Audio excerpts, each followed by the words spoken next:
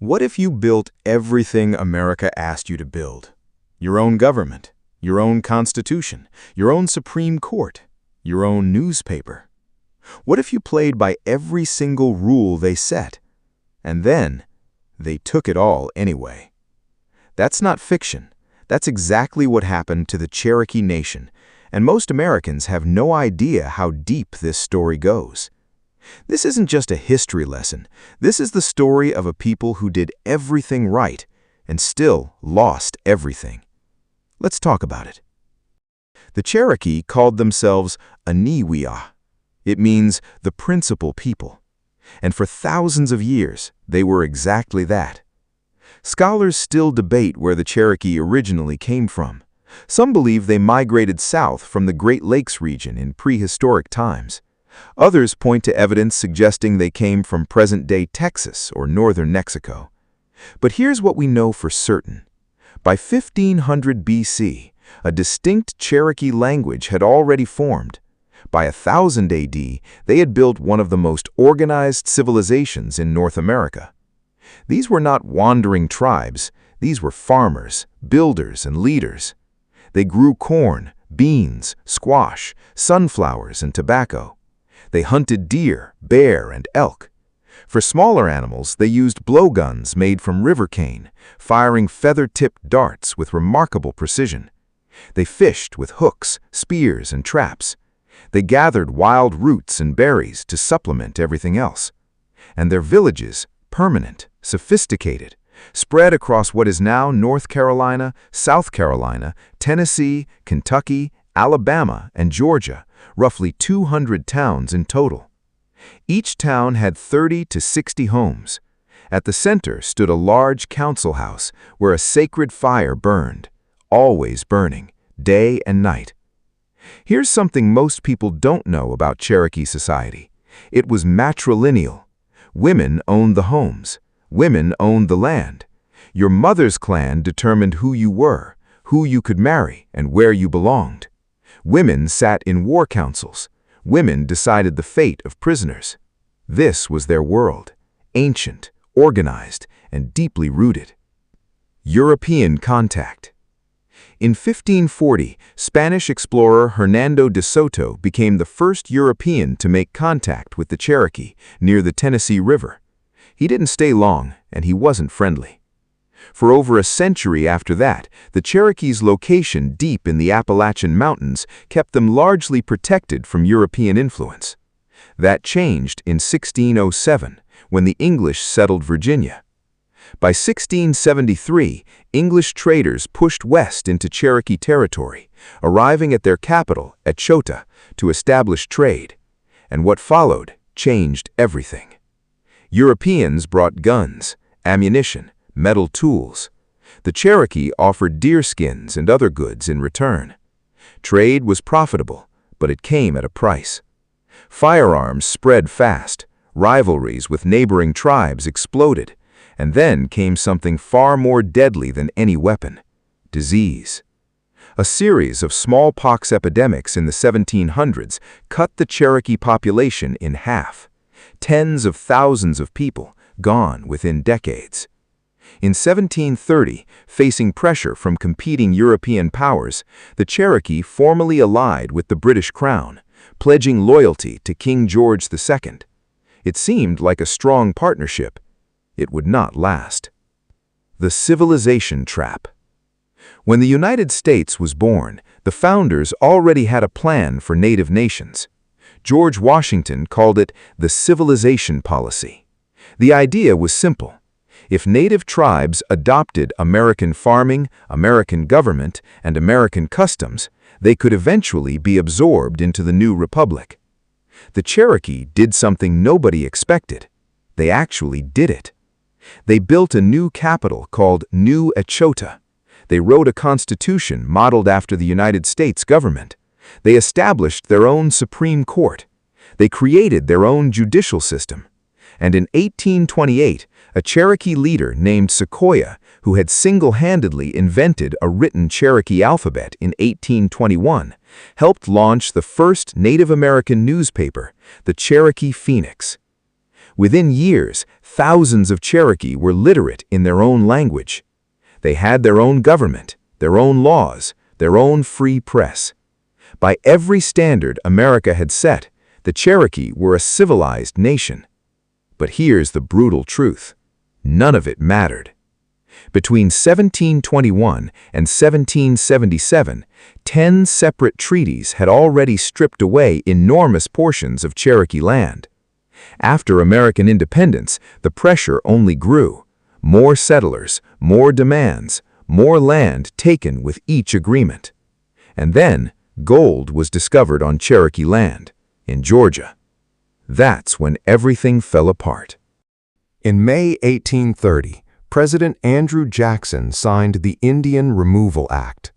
Every eastern native tribe would be forcibly relocated west of the Mississippi River. 4 of the 5 civilized tribes eventually signed removal treaties. The Cherokee refused. Chief John Ross took the fight all the way to the United States Supreme Court. In Cherokee Nation versus Georgia, they argued Georgia had no right to extend its laws over their sovereign territory. The Supreme Court sided with the Cherokee. Chief Justice John Marshall ruled in their favor. President Jackson ignored it. He reportedly said, "John Marshall has made his decision, now let him enforce it." In 1835, a small, unauthorized faction of Cherokee, called the Treaty Party, signed the Treaty of New Echota without the approval of Chief John Ross or the Cherokee National Council. They surrendered all remaining Cherokee land in exchange for $5 million and territory in present-day Oklahoma. 16,000 Cherokee rejected this treaty as completely illegitimate. It didn't matter. In June 1838, U.S. soldiers began rounding up Cherokee men, women, and children at gunpoint. They were forced into overcrowded stockades, and then the march began. Flatboats so overloaded they nearly sank, wagons breaking down on frozen roads, and for many, just their own feet. Through summer heat, through winter blizzards, through starvation and disease and exhaustion, more than 4,000 Cherokee died on that march. The Cherokee called it Nana Dadlo Tsuni, the trail where they cried. We know it as the Trail of Tears. Betrayal from within, 845 to 945. Arriving in Indian Territory didn't bring peace. The Cherokee who had moved west earlier, called the Old Settlers, had their own government. The newcomers brought a different constitution. The two systems immediately clashed. And there were scores to settle. The men who had signed the Treaty of New Echota were considered traitors by most Cherokee. In July 1839, members of the National Party carried out 3 coordinated assassinations. Major Ridge, shot while traveling a road in Arkansas. Elias Boudinot, attacked by men pretending to need medicine. John Ridge, dragged from his bed, stabbed to death in front of his family. Years of violent internal conflict followed. It took until 1846 when a U.S.-brokered treaty finally brought the factions together, promising equal land rights and a general amnesty for past crimes. Then the Civil War came and tore them apart again. After intense internal debate, the Cherokee Nation sided with the Confederacy. A unit called Thomas's Legion, roughly 1,100 Cherokee and white soldiers, fought primarily in Virginia. They were the last Confederate unit to surrender in North Carolina in May 1865. Code talkers and comeback. Here's a fact most Americans don't know. In August 1918, during World War I, U.S. Army signal officers instructed Cherokee soldiers to transmit battlefield messages by telephone in their native language. The Germans couldn't decode it. The Cherokee code talkers became the first known use of a Native American language for military communications under fire. a tactic that would be expanded in World War II, where over 25,000 Native Americans served actively.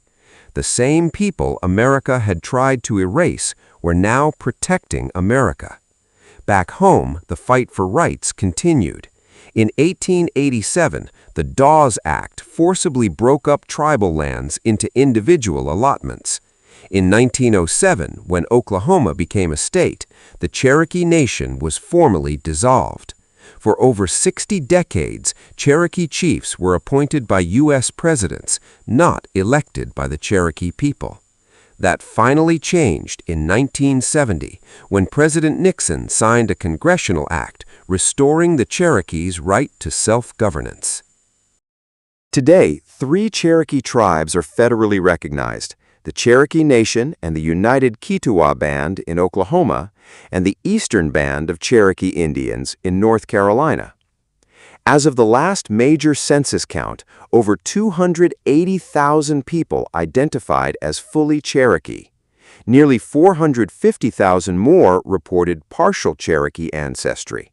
And between 12,000 and 22,000 people still speak the Cherokee language today. The Cherokee were told to assimilate. They did. They were told to prove themselves. They did. They were told the law would protect them. It didn't.